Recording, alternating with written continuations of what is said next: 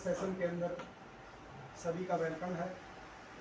जैसा कि आपको विदित है कि आपकी 3 क्लासें लग चुकी हैं। 3 क्लासों में आपने PGDM जिसे post graduate diploma in agriculture management, इसके तहत आपको क्यों ज़रूरत पड़ी आप लोगों को कि इस मेथड को जाके आप टेक्निकल सेशन समझ के टेक्निकल नॉलेज ले सकें। कौन से एक्सटेंशन के मेथड है, क्या क्या एग्रीकल्चर में आपकी रिक्वायरमेंट पड़ती है। आपने कोई प्रोजेक्ट बनाना है, फार्मर की इनकम को डबल करना है, जो भी हमारे डिपार्टमेंट एग्रीकल्चर की जो टेक्नोलॉजी है, स्कीमें हैं, उन स्कीमों को आपने हूबहू इम्प्लीमेंट करना है। मेरी फसल मेरा ब्यौरा है, एग्रीकल्चर की बहुत सी जितनी स्कीमें हैं आपने इम्प्लीमेंट कर दी। तो आज उसी कड़ी में आप लोगों के बीच में अमेठी प्रशासन की तरफ से आप लोगों को एक प्रयास रहता है कि हर दिन एक बहुत ही अच्छा स्पीकर आपके पास एजुकेशन के लिए, स्टडी के लिए बुलाया जाए। तो उसी कड़ी में आज हमारे बीच में हमारे प्रोफेसर डॉक्टर अनिल रोहिला जी पहुंचे हैं। हम अमेठी में पहुंचने पर हम डॉक्टर प्रोफेसर अनिल रोहिला जी का वेलकम करते हैं, स्वागत करते हैं। इनका आज का विषय रहेगा introduction to extension method. Extension की शुरुआत कहाँ से हुई, एक्सटेंशन कहते किसी को हैं, ये एक्सटेंशन शब्द ओरिजिन कहाँ से हुआ इसका, कौन से मेथड है एक्सटेंशन के, इस एक्सटेंशन मेथड का हमारे एग्रीकल्चर में क्या बेनिफिट होता है। इस एग्रीकल्चर एक्सटेंशन समझने से आपके अंदर क्या चेंज आएगी, इसका फंक्शन क्या है। एक्सटेंशन का फंक्शन क्या है। आप सबसे पहला फंक्शन है कि आपकी जो नॉलेज है ना, उस नॉलेज को बढ़ाना, increase your knowledge, knowledge your skill, knowledge your attitude, knowledge your आपके जो अंडरस्टैंडिंग है, उस अंडरस्टैंडिंग का दायरा बढ़े। नॉलेज योर गोल, आपका गोल क्या है। आप फार्मर कम्युनिटी के पास जाते हैं, आपका गोल क्या है, उस गोल को आपने कैसे पूरा करना है, कौन से मेथड अडॉप्ट करने हैं, मास मीडिया के द्वारा, इंडिविजुअल मेथड के द्वारा या ग्रुप मेथड के द्वारा। कौन से ऐसे मेथड है जिसको आप इजीली मेथड अडॉप्ट करके फार्मर कम्युनिटी को समझा सकते हैं। तो वो सारी की सारी आज आपका सेशन चलेगा। इसमें 2 बजे तक आपका जो थ्योरेटिकल चलेगा, उसके बाद आपका ग्रुप डिस्कशन होना चाहिए।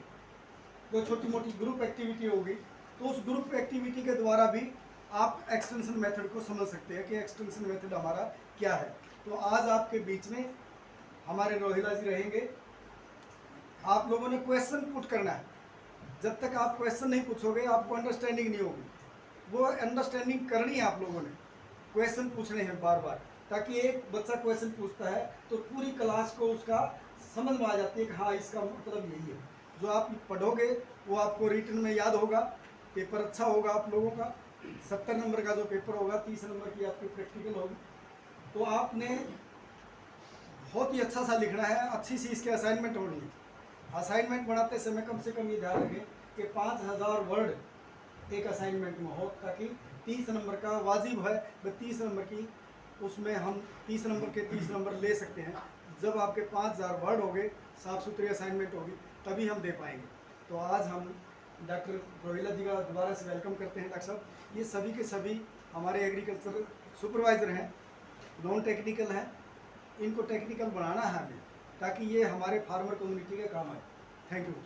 और दूसरा, जैसे कि कई बार हम देखते हैं जब आप लोगों का एग्ज़ाम हो जाता है तो कईयों को तो यही नहीं पता होता कि हमारा जो टाइटल है, हमारे जो एग्ज़ाम होना है उसका नहीं होता। तो इसलिए आप कोशिश करें कि आपका जो एग्ज़ाम है उसका टाइटल क्या है।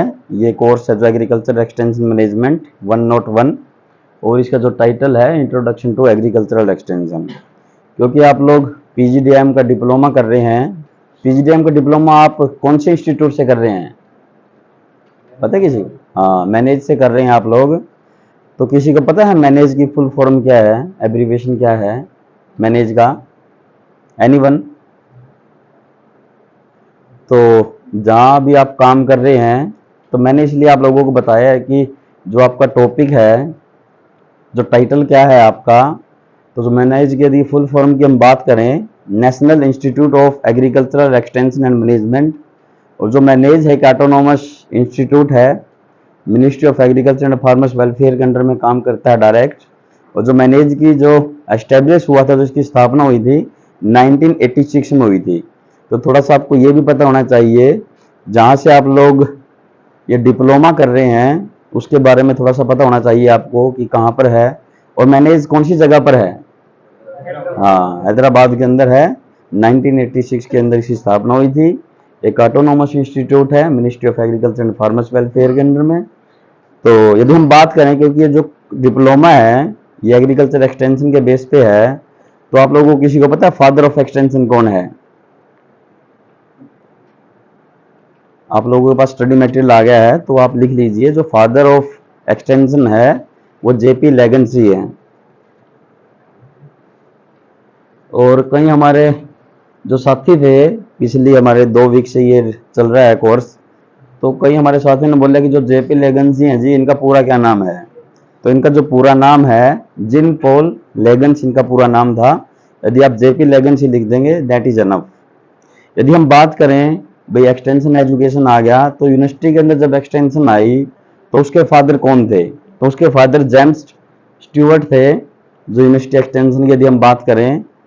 तो यदि इस टाइप का कोई क्वेश्चन आ जाता है कि डेफिनेशन ऑफ एक्सटेंशन एजुकेशन, तो आप शुरू में ये लिख दें फादर ऑफ एक्सटेंशन एजुकेशन ये है, फादर ऑफ यूनिवर्सिटी एक्सटेंशन ये है, उसके बाद आप डेफिनेशन लिखना शुरू करें।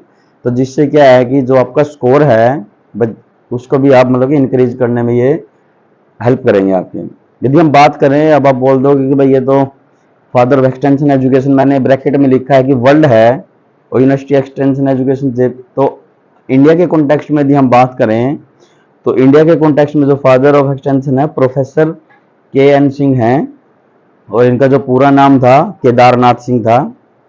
तो ये थोड़ा सा बेसिक आप लोगों को पता होना चाहिए, जो आप लोग डिप्लोमा कर रहे हैं एक्सटेंशन की जो हिस्ट्री है उसके बारे में थोड़ा पता होना चाहिए। उसके बाद एक्सटेंशन की डेवलपमेंट कैसे हुई, अब हम ये बात करेंगे। तो जो एक्सटेंशन जो सिस्टम है वो डेवलप हुआ, कैम्ब्रिज यूनिवर्सिटी ने इसको डेवलप किया 1873 के अंदर। उसके बाद लंदन यूनिवर्सिटी ने उसको फॉलो किया 1876। After then Oxford university 1878। यदि हम बात करें हमारे इंडिया के अंदर जो एग्रीकल्चर रिसर्च और एक्सटेंशन सिस्टम कब आया, जो फेमाइन कमीशन था 1880 में उन्होंने फर्स्ट रिपोर्ट सबमिट की, और उन्होंने जो मेन फोकस था उनका जो ड्रा किया, उन्होंने बताया कि गवर्नमेंट को there is need of agriculture education and research. तो उसके बाद ही हमारे इंडिया के अंदर जो एग्रीकल्चर से रिलेटेड जितनी भी एजुकेशन या रिसर्च है वहाँ से शुरू हुआ। और इसी कड़ी में हमारे इंडिया के अंदर सबसे पहले 6 कॉलेज एस्टेब्लिश किए गए। जो हमारी जो यूनिवर्सिटी बनी थी, यूनिवर्सिटी काफ़ी टाइम के बाद बनी, तो जो हमारी पहली यूनिवर्सिटी थी इंडिया की, आपको पता है कौन सी है? हाँ, पंतनगर यूनिवर्सिटी है। और जब उस टाइम जब पंतनगर यूनिवर्सिटी की जो स्थापना हुई, एस्टेब्लिश की गई, उस टाइम जब पंतनगर या उत्तराखंड को स्टेट नहीं था, उस टाइम उत्तर प्रदेश का एक पार्ट होता था। तो उस टाइम जो जीबीपीयूएटी थी वो उत्तर प्रदेश का पार्ट था, लेकिन स्टेट बनने के बाद अब जीबीपीयूएटी हमारी जो इंडिया की है फर्स्ट एग्रीकल्चर यूनिवर्सिटी है, और जिसकी स्थापना 1960 के अंडर में 1960 में की गई थी। यदि हम बात करें जो 6 कॉलेज थे वो एस्टेब्लिश किए गए कानपुर के अंदर, लियालपुर, नागपुर, कोयम्बटूर 1906 के अंदर, और पुणे और साबौर में 1907 के अंदर। इसी दौरान हमारी जो IARI थी, इंडियन एग्रीकल्चर रिसर्च इंस्टीट्यूट, अभी इसका नाम है, पहले इसका जो नाम था इंपीरियल एग्रीकल्चरल रिसर्च इंस्टीट्यूट होता था। और उसके बाद ऐसी मतलब कि बाद में डेवलपमेंट होते होते तो हमारा ICAR जो एग्रीकल्चर यूनिवर्सिटीज़ हैं, जैसे जो आपकी ट्रेडिशनल यूनिवर्सिटी होती है वो पहले UGC होता था, यूनिवर्सिटी ग्रांट कमीशन, उसके अंडर में काम करती थी। लेकिन जितनी भी एग्रीकल्चर और अलाइड यूनिवर्सिटीज़ हैं, चाहे वो एग्रीकल्चर की बात है CCSHI बोल सकते हैं आप, PAU है, या फिर आपकी GBPUAT है, ऐसे जो वेटनरी यूनिवर्सिटी है जैसे कि लुवास है, गढ़वासु है, या फिर जो दूसरी फॉरेस्ट से रिलेटेड जितनी भी यूनिवर्सिटी है, जैसे नौनी सोलन के अंदर यूनिवर्सिटी है, YS परमार हैं, वो सारी की सारी आईसीआर के अंडर में काम करती हैं। आईसीआर के अंदर अलग अलग डिवीजन है, उसकी हम बात यदि हमें टाइम मिला तो फिर हम बाद में करेंगे। यदि हम बात करें कि हमारा जो यूजी, तो यूजी के अंदर कोई स्पेशलाइजेशन नहीं होती। यदि हम बात करें, क्योंकि हमारे जो ज़्यादातर साथी हैं नॉन एग्रीकल्चर बैकग्राउंड से हैं, तो जैसे आपकी बीए होती है, बीकॉम है, बीएससी है, उसके बाद आप लोग यदि किसी ने बीकॉम की है तो वो एमकॉम करेगा, जिसने बीएससी की है तो एमएससी करेगा। तो ऐसे ही हमारे एग्रीकल्चर सिस्टम के अंदर क्या है कि बीएससी ऑनर्स एग्रीकल्चर है, बीएससी एग्रीकल्चर है। उसके बाद जब आप लोग पीजी में जाते हैं तो वहाँ पर बहुत सारे अलग अलग डिपार्टमेंट है, जिसमें से एक हमारे साथी थे पीछे भी बता रहे थे कि मैं एमएससी हूँ, तो फॉरेस्ट्री से हैं। जैसे मैंने अपने आप को बताया कि मेरे इंट्रोडक्शन में जो मेरी एमएससी और पीएचडी है वो एग्रीकल्चरल एक्सटेंशन एजुकेशन से है। ऐसे बहुत सारे अलग अलग डिपार्टमेंट है। यदि कीट कोई इंसेक्ट से रिलेटेड कोई दिक्कत है तो वहाँ पे एंटमोलॉजी है, कोई डिजीज से रिलेटेड कोई ऐसी कोई मतलब कि उसके लिए केयर के लिए प्लांट पैथोलॉजी डिपार्टमेंट है, सीड से related seed science and technology है, निमेटोड्स हो जाते हैं सूत्रकृमि जिनको बोलते हैं, उनसे रिलेटेड डिपार्टमेंट ऑफ निमेटोलॉजी है। तो इस प्रकार बहुत सारे डिपार्टमेंट में स्पेशलाइजेशन होती है। तो ऐसे ही एक्सटेंशन एजुकेशन की यदि हम बात करें, 1955 के अंदर जो सबसे पहले एमएससी एक्सटेंशन स्टार्ट हुई, जैसे कि आप लोग डिप्लोमा कर रहे हैं, तो ऐसे ही एमएससी एग्रीकल्चर की जो डिग्री है 1955 में बिहार एग्रीकल्चर यूनिवर्सिटी साबौर ने इसको स्टार्ट किया और इसको फॉलो किया कॉलेज ऑफ एग्रीकल्चर नागपुर 1958 में। यदि हम बात करें पीएचडी की, जैसे मैं आपको भी बता रहा था कि IARI था, 1905 में इसकी स्थापना हुई थी, इंपीरियल एग्रीकल्चर रिसर्च इंस्टीट्यूट, आजकल उसको बोलते हैं Indian agriculture research institute, new Delhi के अंदर है। तो उसने फिर पीएचडी प्रोग्राम स्टार्ट किया 1960 के अंदर। तो ये थोड़ा सा मैंने आपको बताया कि ब्रीफ एग्रीकल्चर के बारे में। Father of agri extension education कौन है? यूनिवर्सिटी एक्सटेंशन के पॉइंट ऑफ व्यू से जेम्स स्टूवर्ट हैं। यदि हम बात करें इंडिया के कॉन्टेक्स्ट में, एक्सटेंशन एजुकेशन का जो फादर है professor Kedarnath Singh, professor KN Singh इनको बोलते हैं। और जैसा कि आपके जो एग्जाम में जो आएगा, वैसे तो ये क्वेश्चन तो आना ही है, एक्सटेंशन एजुकेशन क्या है, तो तब भी आपके एग्जाम में ऐसा कुछ आए तो आपको पूरा लिखना है।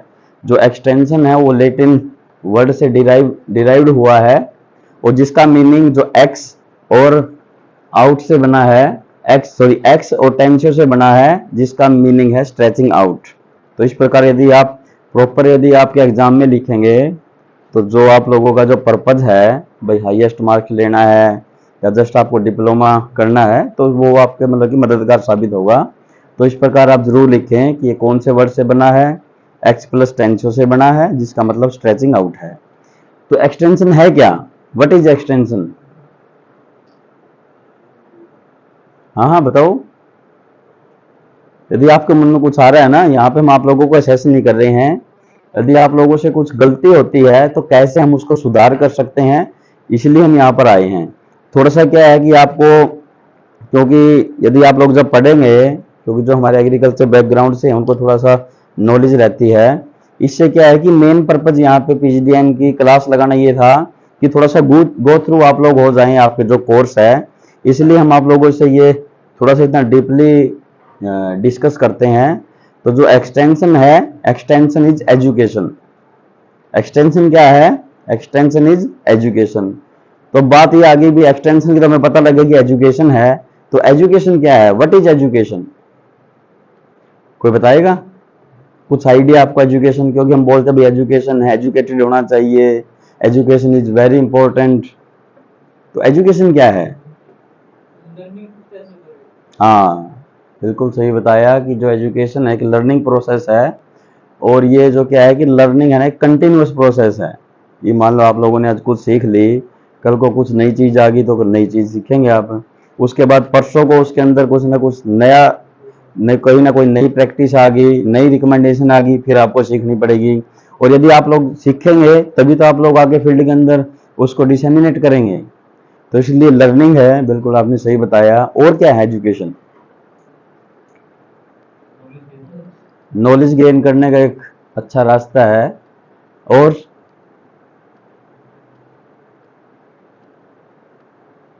और कोई, यदि आपको ऐसा लगता है कि लर्निंग प्रोसेस है, नॉलेज गेन करते हैं, तो कई बार क्या होता है ना, जब हम मतलब क्लासरूम से बाहर चले जाते हैं ना, तब आता है यार मैं अभी बता देता, मेरे मन में था। तो वैसा आपको है ना, ये सोचने की ज़रूरत नहीं है। यदि आपके मन में कुछ है, अभी नॉलेज ये है, एजुकेशन ये है, तो आप बता सकते हैं। क्या है एजुकेशन, और कोई बताएगा? लर्निंग प्रोसेस है, कंटिन्यूअस हाँ, जो कम्युनिकेशन का है, जो रास्ता है, उसको ये बेटर कर देता है। यदि आपके पास एजुकेशन है तभी तो हम कुछ ना कुछ बोल देंगे। यदि हमारे पास एजुकेशन नहीं है, अब मान लिया मेरे को ये बोल दिया कि एग्रीकल्चर एक्सटेंशन एजुकेशन के बारे में आपने हमारे जो पीजीडीएम के एस्पिरेंट हैं उनसे डिस्कस करना है, मेरे को थोड़ी सी नॉलेज ही नहीं है बेसिक, तो मैं क्या बोल दूंगा? तो ठीक है, मैं मतलब 15-20 मिनट, 1 घंटा, 2 घंटे मैं मतलब कि अपने एक्सपीरियंस के हिसाब से बोल सकता हूँ, लेकिन 10 से लेकर 4 बजे तक क्लास पॉसिबल नहीं है। तो इसलिए एजुकेशन आपको भी कम्युनिकेट भी करती है, नॉलेज है, लर्निंग प्रोसेस है, कंटिन्यूस प्रोसेस है, और हाँ, डिसीजन, यदि आपके पास नॉलेज है तभी तो आप डिसीजन लेंगे। तो ये आप लोगों ने बताया, जो मैं पूछना चाहता था वो आप लोगों की तरफ से रिप्लाई नहीं आया। तो जो एजुकेशन है, desirable change in human behaviour, that is education. और डिजायरेबल चेंज किस में हो सकता है? नॉलेज, थिंग्स जो नोन, एटीट्यूड, थिंग्स फेल्ट, और थिंग्स डन, स्किल्स। तो इस प्रकार desirable change in human behaviour, that is education. तो आप लोगों में से ये बताइए, आप लोग जब यहाँ पर आए हैं इस कोर्स को अटेंड करने के लिए, मंडे को जब आप लोग आए, तो कोई हमारा ऐसा साथी है कि जो अपनी मतलब कि व्हीकल लेके आया हो, अपनी कार लेके आया हो? आप लेके आए हैं? कौन सी कार है आपके पास? i20। तो i20 जो आपके पास कार है, वो कितनी एवरेज दे रही है? 16 की? अच्छा, मेरे पास भी i20 है, लेकिन जो मेरे मेरे वाली जो कार है वो 11-12 की देती है। तो आप ऐसा क्या करते हैं कि आपकी जो कार है वो 16-17 की एवरेज दे रही है? 60-70 पे एवरेज पे मतलब आप चलाते हैं ज़्यादा, 70-80? ठीक है, और क्या क्या ध्यान रखते हैं आप? सर्विस टाइम पे करवाते हैं, सर्विस भी बहुत ज़्यादा इम्पोर्टेंट है। और सर्विस आप कहाँ करवाते हो? हाँ जी, सर्विस सेंटर पे करवाते हो, बाहर? सर्विस सेंटर पे करवाते हो, ठीक है। तो इस प्रकार देखिए, मैंने अब इनसे पूछा कि इनके पास कौन सी कार है, तो इन्होंने बोला कि i20 मेरे पास कार है, लेकिन i20 मेरे पास भी है। लेकिन जब मैंने इनसे पूछा कि जो आपकी जो कार है वो एवरेज कितना दे रही है, इन्होंने बताया भी 16-17 दे रही है। लेकिन जो मेरे पास कार है, जो मेरी कार है, वो 11 से 12 की एवरेज दे रही है। तब क्या था भाई, इनकी 16-17 एवरेज है, मेरे वाली जो कार है उसकी जो एवरेज 11 से 12 है। तो मेरे को इनसे कुछ ना कुछ सीखना है ना, एजुकेट होना है। और ऐसा नहीं है कि जो डिग्री एजुकेशन, कोई डिग्री डिप्लोमा वही एजुकेशन है। मान लो आप लोगों ने बीएससी की है, बीए की है, या फिर एमकॉम की है, यूजी है जो पीजी की है, या अभी आप लोग पीजीडीएम का डिप्लोमा कर रहे हैं, मैनेज आपको अवार्ड कर देगा डिप्लोमा, तो वही एजुकेशन है। Desirable change in human behaviour, चाहे वो किसी भी एस्पेक्ट से हो, दैट इज एजुकेशन। जैसे अभी सर ने बताया मेरे को कि जो मेरे वाली कार है वो 11-12 की, सॉरी 16-17 की दे रही है, तो मैंने इनसे पूछा, क्योंकि मेरे वाली जो कार थी वो 11-12 की एवरेज दे रही है, लेकिन मेरे को है ना एजुकेट होने की ज़रूरत है कि वो कौन सी चीज़ों का ज़्यादा ध्यान रखते हैं, जिससे कि उनकी जो कार है i20 जो इन्होंने बताया वो कार ज़्यादा एवरेज दे रही है। तो इन्होंने बताया कि जो मेरी कार में जब चलाता हूँ वो मैं ज़्यादा स्पीड में नहीं चलाता, बस 70-80-90 तक चलानी चाहिए। लेकिन मैंने ये पाया कि जो मैं मतलब कि मैं कार चलाता हूँ मैं ज़्यादा स्पीड में चलाता हूँ। फिर मान लो ये बता दिया कि इन्होंने जो आपका मतलब कि लोकल रोड आ जाता है उस पर थोड़ा सा आपको गियर छोटा करना चाहिए। कई बार जो गियर है वो मतलब कि मैं सिस्टमेटिक तरीके से नहीं बदलता, भाई 20 की जो एवरेज है, आज मतलब 20 की स्पीड पे मेरे को सेकंड करना चाहिए, 40 पे मेरे को फोर्थ होना चाहिए, और 80 यदि 60-65 ऊपर चली गई तो आपको 5वां गियर लगाना है, लेकिन मैं तीसरे चौथे में चलाता हूँ, तो ये भी एक रीजन हो सकता है। दूसरा इन्होंने बताया कि जो सर्विस है वो मैं बिल्कुल टाइम पे करवाता हूँ, और जो सर्विस सेंटर है कंपनी का उससे करवाता हूँ। लेकिन मैंने ये पाया जब मैंने एनालिसिस की कि जो मेरे वाली कार है और जो मैं सर्विस जब उसकी करवाता हूँ, मैं किसी लोकल मिस्त्री से करवाता हूँ, क्या पता जो मोबिल ऑयल या जो जितने भी ऑयल डलते हैं उसके अंदर, वो मतलब कि प्रॉपर या कंपनी के नहीं डालता हुआ। तो इस प्रकार जो नॉलेज मेरे को इनसे चाहिए थी वो मैंने ली। तो इसलिए बोलते हैं desirable change in human behaviour, that is education. यदि ह्यूमन बिहेवियर की हम बात करें, बिहेवियर के 3 कंपोनेंट होते हैं। कौन कौन से कंपोनेंट होते हैं बिहेवियर के, तो पता है किसी को?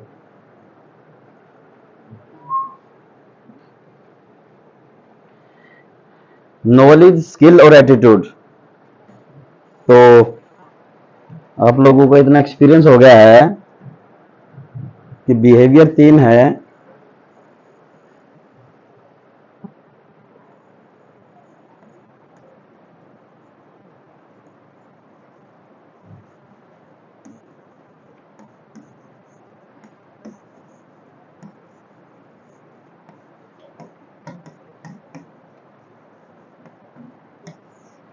जब आप लोग फील्ड में जाते हैं तो सबसे पहले हमें फार्मर का है ना क्या चेंज करना चाहिए, नॉलेज, स्किल या एटीट्यूड? एटीट्यूड करना चाहिए, बिल्कुल। कोई ऐसा हमारा साथी है जो ये बोलता है कि सबसे पहले नॉलेज चेंज करनी चाहिए? एनीवन? नॉलेज से कोई एग्री है कि सबसे पहले नॉलेज चेंज करनी चाहिए? वो कोई स्किल, स्किल पे? अच्छा ठीक है, आप लोगों ने बताया कि जो सबसे पहले हमें जो फार्मर का है, we should to change attitude of the farmer. Secondly क्या करना चाहिए सेकंड नंबर पे? नॉलेज। उसके बाद स्किल। बिल्कुल आपने सही बताया, लेकिन ऐसे है ना बहुत कम चांसेस होते हैं जब ये एक्यूरेट आंसर हमें मिलता है। तो आपने ये बिल्कुल सही बता दिया कि सबसे पहले हमें एटीट्यूड चेंज करना है, उसके बाद हमने नॉलेज चेंज करनी है, उसके बाद हमारे को जो स्किल है वो चेंज करनी चाहिए। एटीट्यूड को आपने रखा 1 नंबर पे, नॉलेज को 2, स्किल को 3। तो भी आप लोगों में से कोई ये बताएगा कि एटीट्यूड हमें चेंज करना है, नॉलेज फार्मर की चेंज करनी है, स्किल फार्मर की चेंज करनी है, तो हमारे पास बहुत सारे मेथड हैं इन सभी कामों को करने के लिए, जिनको हम एक्सटेंशन ट्रेनिंग मेथड बोलते हैं।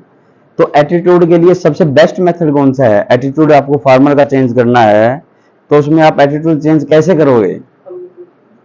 Communication, good communication. और कोई?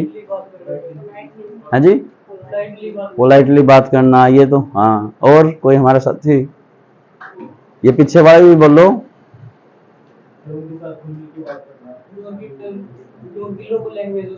लोकल लैंग्वेज का बिल्कुल आपको बहुत ज्यादा ध्यान रखना चाहिए। हाँ जी, कंफर्टेबल जोन में सबसे पहले उसको लेके आना, उसके बाद उनसे बात करना। पीछे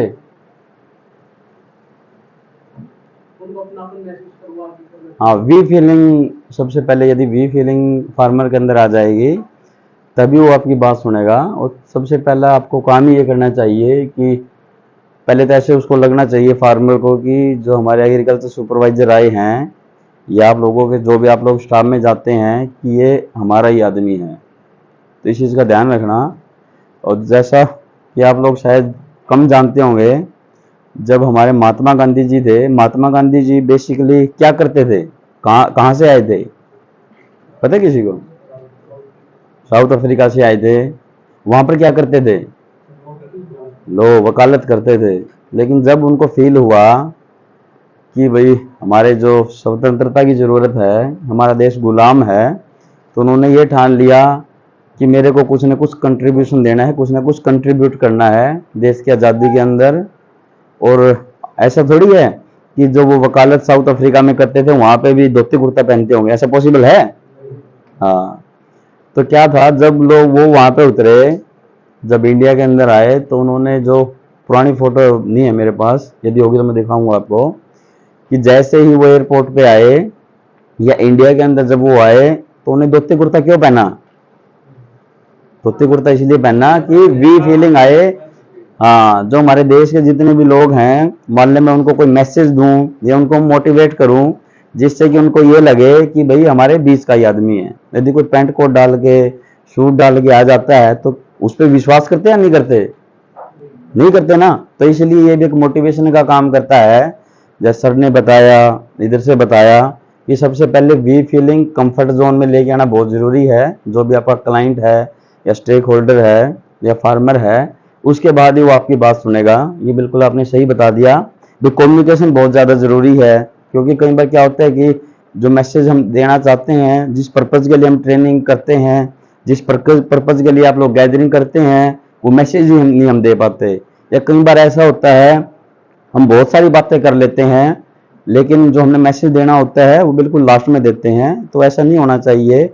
उसके अंदर भी अलग अलग प्रोसेस है भी, कैसे आपको शुरुआत करनी चाहिए, कैसे आपको टेक्निकल पार्ट पे जाना है, कैसे आपको कंक्लूड करना है, समराइज करना है, उसके बाद क्या फॉलोअप करना है। तो वो हम बातें करेंगे यदि ऐसा कुछ बीच में यदि टाइम रहा, या फिर कल भी मेरा लेक्चर है। तो हमारे पास बहुत सारे ट्रेनिंग के मेथड हैं। आप लोगों ने बता दिया कि सबसे पहले जो फार्मर का एटीट्यूड चेंज करना है, नॉलेज करनी है, फिर स्किल चेंज करनी है। तो आप लोगों ने है ना, जो कम्युनिकेटर है उसकी तो आपने सारी की सारी क्या क्या स्किल होनी चाहिए, ये उसके पार्ट हैं।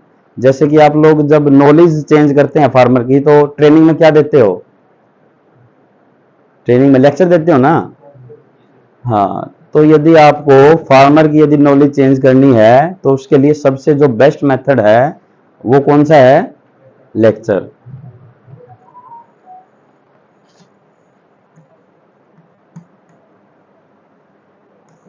ऐसे ही नॉलेज का मैंने आप लोगों को बता दिया। तो एटीट्यूड आपको चेंज करना है फार्मर का, जिस पर मतलब कि जिस भी आप लोग फील्ड में काम कर रहे हैं। तो उसके लिए जो सबसे बेस्ट मेथड कौन सा हो सकता है, फिर आप बताओ।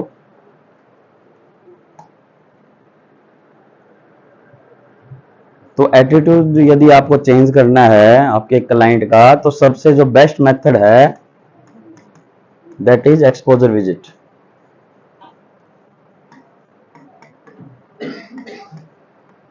ठीक है। और स्किल कैसे चेंज करोगे आप? स्किल के लिए कौन सा मेथड हो सकता है? डेमोस्ट्रेशन आप लोग करते होंगे या आपका डिपार्टमेंट करता होगा। तो सबसे अच्छा जो मेथड है यदि आपको स्किल यदि चेंज करनी है, दैट इज डेमोस्ट्रेशन।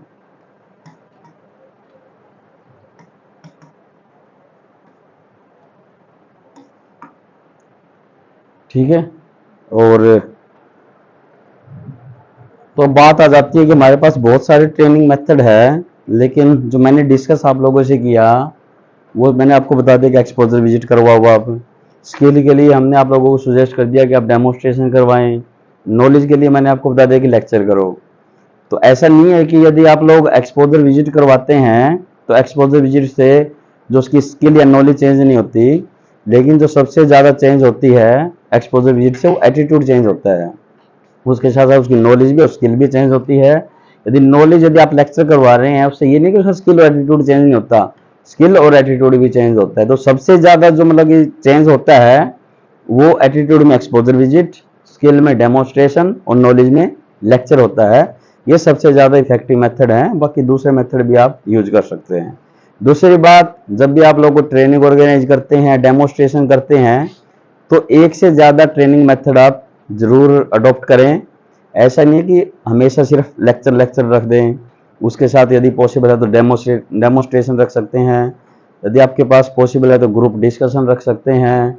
पॉसिबल है तो कोई कंपटीशन रख सकते हैं। तो यदि आप एक से ज़्यादा यदि आपके जो ट्रेनिंग मेथड हैं यदि उनको आप अडॉप्ट करेंगे, तो जो आपकी ट्रेनिंग आप लोग करवा रहे हैं तो उसका बहुत ज़्यादा अच्छा इफेक्ट आएगा। कभी भी सिर्फ ट्रेनिंग में लेक्चर लेक्चर ना रखें, उनसे डिस्कशन आप कर सकते हैं, क्योंकि फील्ड की कंडीशन अलग होती है। अब मान लो आप लोग यहाँ पे लेक्चर यहाँ पे हॉल में बैठे हैं, यहाँ पे हम प्रिंट भी करवा सकते हैं, आप लोगों को असाइनमेंट दे सकते हैं, कोई टास्क दे सकते हैं। लेकिन जो फील्ड के अंदर है ना, रिसोर्सेज की कमी होने के कारण जो जितना भी पॉसिबल है उतना आप लोग कर सकते हैं। तो आप लोगों में से कोई भी एक बार इधर आ जाइए, आगे आ जाइए। एनीवन, कोई भी आ जाओ, आप ही आ जाओ।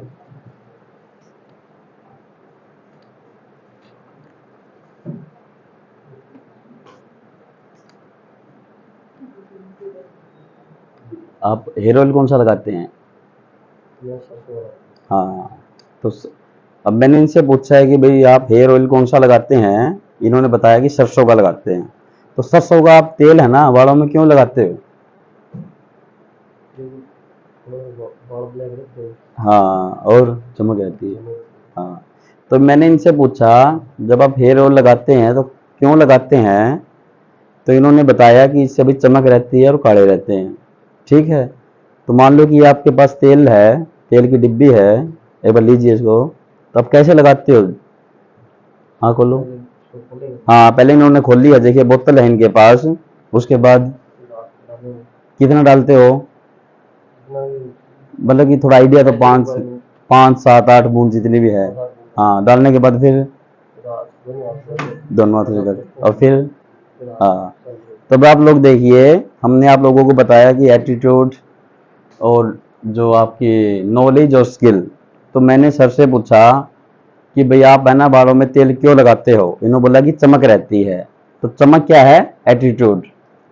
इसके बाद मैंने इनसे पूछा भाई आप कैसे लगाते हो? तो मतलब बोतल का जो कैप है वो हटाता हूँ, और जो 7-8 बूंद मेरे को रिक्वायरमेंट है, भाई 7 लगानी है 8 लगानी है, दैट इज नॉलेज। स्किल नहीं है, स्किल अगली है। और कैसे लगाना है, दैट इज, इस प्रकार आप डिफरेंस मतलब कि बता सकते हैं कि नॉलेज के अंदर कैसे है, स्किल क्या है और attitude. Thank you very much. तो इस प्रकार आप इसके अंदर आप डिफरेंस भी मतलब क्रिएट कर सकते हैं।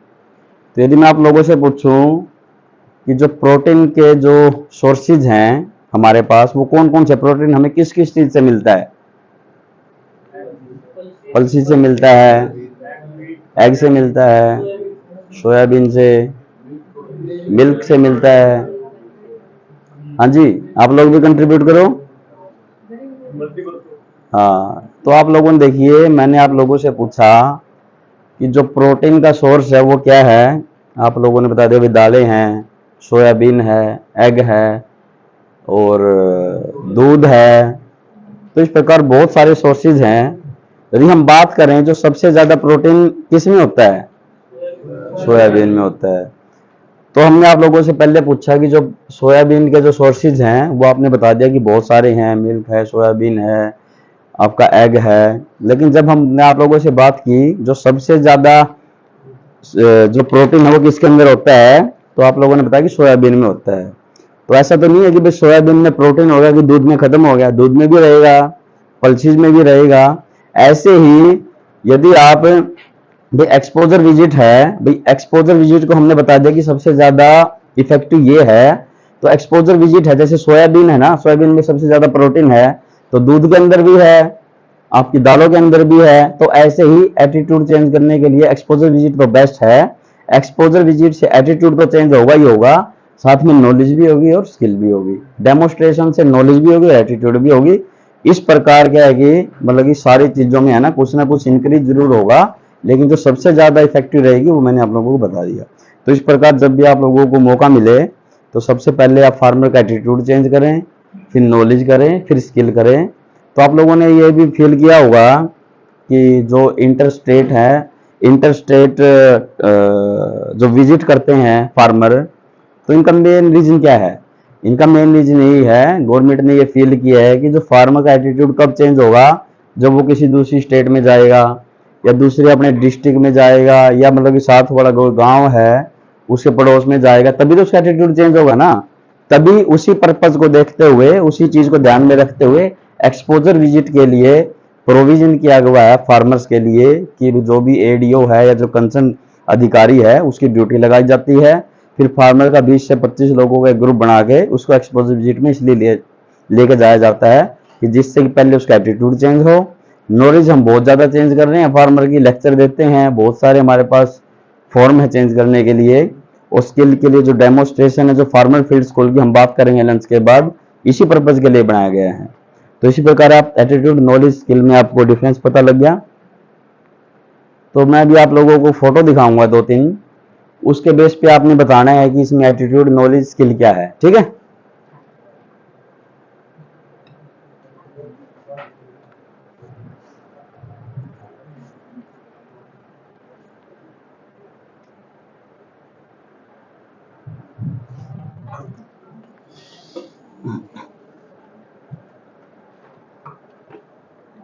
ये फोटो है फार्मर की।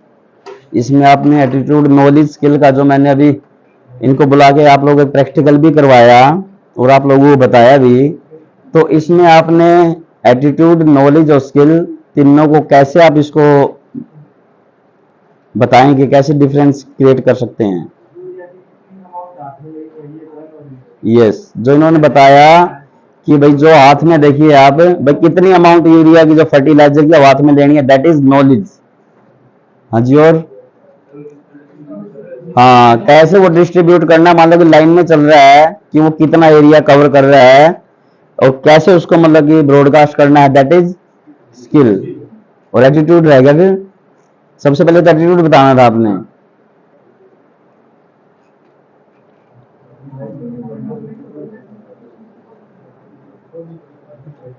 हाँ जी, बताओ क्या जी। हाँ हाँ बताओ। एटीट्यूड ना, एटीट्यूड है, ये स्किल है कि बहुत ज्यादा स्पीड में चलना है, भाई मान लो कि कितनी लाइन आपको कवर करिए, दैट इज स्किल। वो एटीट्यूड नहीं है। एटीट्यूड ये है कि यदि मैं प्रॉपर फर्टिलाइजर यदि अप्लाई करूंगा तो जो ग्रोथ है, जो आपकी क्रॉप है, और उसकी यील्ड ज्यादा रहेगी। तो ये एटीट्यूड ये होगा कि प्रॉपर फर्टिलाइजर का यूज करना है। नॉलेज क्या होगी कि भाई उसको एक मुट्ठी में है ना, उसको आइडिया से लग जाता है भाई कितनी मेरे को लगनी है। और स्किल क्या होगी, जैसे बोल रहे थे हमारे साथी की, भाई लाइन में चलना है और कितना फेंकना है, तो इससे आइडिया लग जाएगा कि जो एरिया वो कवर कर रहा है तो अगली लाइन में कहां से एंट्री करनी है, दैट इज स्किल।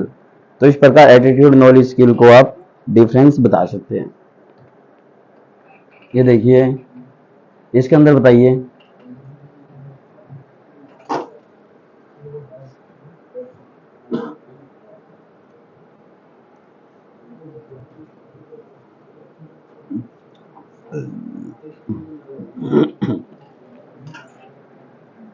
बताइए भाई, एटीट्यूड नॉलेज और स्किल। हाँ तो बताइए, बोलो सभी। हाँ, तो पहले क्या था, फार्मर को ये नहीं पता था